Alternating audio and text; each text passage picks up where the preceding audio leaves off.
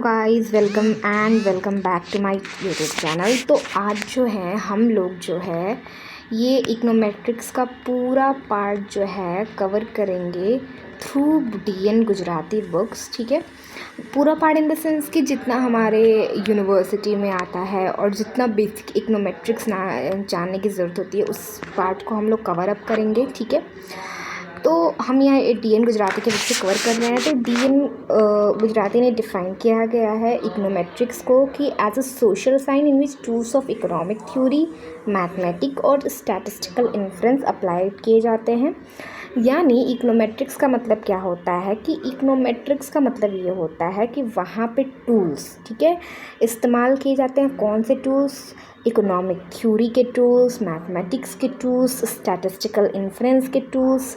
ठीक है, किसी भी इकोनॉमिक फिनोमेनन को, किसी भी इकोनॉमिक कॉन्सेप्ट को डिफ़ाइन करने के लिए इकोनोमेट्रिक्स टूल जो हम लोग अप्लाई करते हैं उसे इकोनोमेट्रिक्स कहते हैं। ठीक है, इकोनोमेट्रिक्स में आपको मैथमेटिकल चीज़ें भी यूज़ करनी पड़ेंगी एंड जो है इन सारी चीज़ों का एक अमेलगम होता है, मतलब सारी चीज़ों का मिक्सचर होता है। किसका? स्टैटिस्टिक्स का, इकोनॉमिक थ्योरी का, मैथमेटिकल इकोनॉमिक्स का।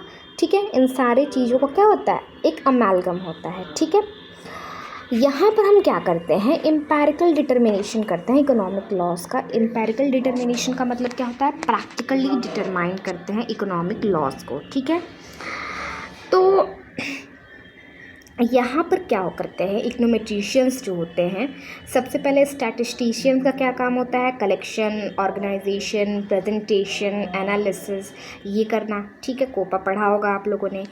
इकोनोमेट्रिशियन का काम क्या होता है कि जो डेटा स्टैटिस्टिशियन ने कलेक्ट किया है उसको बेस्ट यूटिलाइज करना। ठीक है, उसका एडवांटेज लेना, बेस्ट पॉसिबल एडवांटेज लेना ही इकोनोमेट्रिक्स है। ठीक है, इसके अलावा इकोनोमेट्रिक्स हमें एक सेपरेट डिसिप्लिन की ज़रूरत क्यों पड़ी भाई?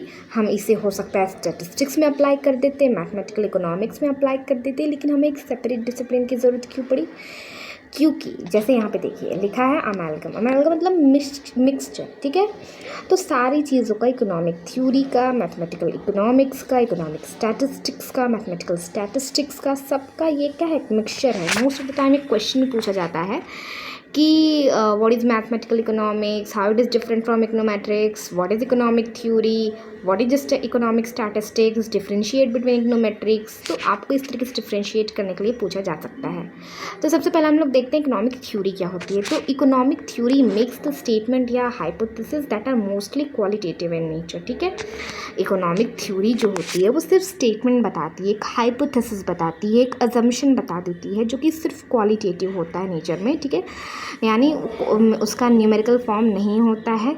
ठीक है, जैसे कि मतलब जब हम लोग जो है प्राइस बढ़ाते हैं तो डिमांड घटती है, प्राइस घटाते हैं तो डिमांड बढ़ती है। तो ये सिर्फ हमारा एक क्वालिटेटिव मेजरमेंट है, यहाँ पे कोई क्वांटिटी यूज़ नहीं की जा रही है। ठीक है, कोई हमें न्यूमेरिकल रिलेशनशिप चीज़ें नहीं देखने को मिल रही है। ठीक है, हमें यहाँ पे ये नहीं बताया जा रहा है कि कितना क्वांटिटी ऊपर जाएगा, अगर हम लोग प्राइस कम करते हैं तो कितनी क्वांटिटी डिमांड ऊपर जाएगी। ये कोई न्यूमेरिकल मेजरमेंट नहीं है, यहाँ पे सिर्फ एक स्टेटमेंट है, सिर्फ एक हाइपोथेसिस है। This is economic theory. ठीक है, अब हम आते हैं मैथमेटिकल इकोनॉमिक्स में। तो मैथमेटिकल इकोनॉमिक्स क्या करता है? ये एक्सप्रेस करता है इकोनॉमिक थ्योरी को मैथमेटिकल फॉर्म में, यानी इक्वेशंस के फॉर्म में। ठीक है, इक्वेशंस कैसे होता है? ताकि हम लोग प्रैक्टिकली वेरीफाई कर सके डेटा को। ठीक है, एम्पेरिकल देखो जैसे होता है मेज़र करते हैं। मैथमेटिकल इकोनॉमिक्स का मतलब होता है कि इक्वेशन बता देना। ठीक है, जैसे कि क्या हम कह सकते हैं कि प्राइस घटी तो डिमांड हमारी 0.75% बढ़ गई, तो एक हमारा एक न्यूमेरिकल मेजरमेंट मिल गया। ठीक, अब इकोनॉमिक स्टैटिस्टिक्स क्या होता है? इकोनॉमिक स्टैटिस्टिक्स होता है collecting, processing, organisation, presentation of data. अब इकोनोमेट्रिक्स क्या होता है? इकोनोमेट्रिक्स होता है कि आप एम्पेरिकली वेरीफाई कर रहे हैं, मतलब अलग अलग डेटा जब आपने ऑब्जर्व किया तो वो जो चीज़ें हैं जो मैथमेटिकल इक्वेशंस के थ्रू दिखाई गई थी वो करेक्टली डिफाइंड हो रही हैं। जैसे कि ये था कि प्राइस कम होने पे डिमांड बढ़ी, आपने उसको एम्पेरिकली वेरीफाई किया, आपने डेटा कलेक्ट किया, आपने उसको प्रैक्टिकली अप्लाई किया और देखा कि हाँ भाई सच में ऐसा होता है। अब नॉर्मली घरों को, हाउस होल्ड का एक डेटा उठा लीजिए, वहाँ पे जैसे ही प्राइस कम हो गई वहाँ पे डिमांड बढ़ गई, तो वहाँ पे वो एम्पेरिकल वेरिफिकेशन का काम किसका होता है? इकोनोमेट्रिशियंस का काम होता है। इसमें आपको प्रैक्टिकल स्किल्स चाहिए होती है, बुद्धिमत्ता चाहिए होती है, ठीक है। तो ये होता है, तो वही कह रहा है कि इकोनोमेट्रिक्स में हमें इकोनोमेट्रिशियंस को और डेटा को ऑब्ज़र्व करना पड़ता है, ठीक है। ऑब्ज़र्व करके उसको वेरीफाई करना पड़ता है। वहाँ पे हम एक्सपेरिमेंट नहीं करने लगते सीधे, ठीक है। एक्सपेरिमेंट में हमें कोई ऑब्जर्वेशन नहीं करना है प्रैक्टिकली, ठीक है।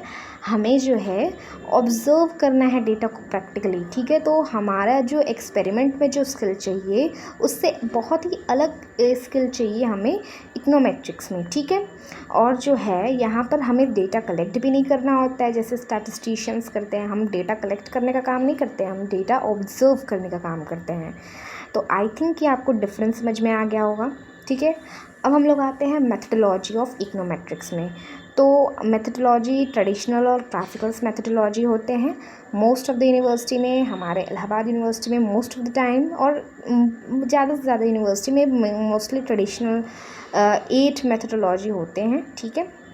तो इन 8 मेथडोलॉजी को हम लोग नेक्स्ट वीडियो में देखते हैं। तब तक के लिए stay tune to my video. Thank you.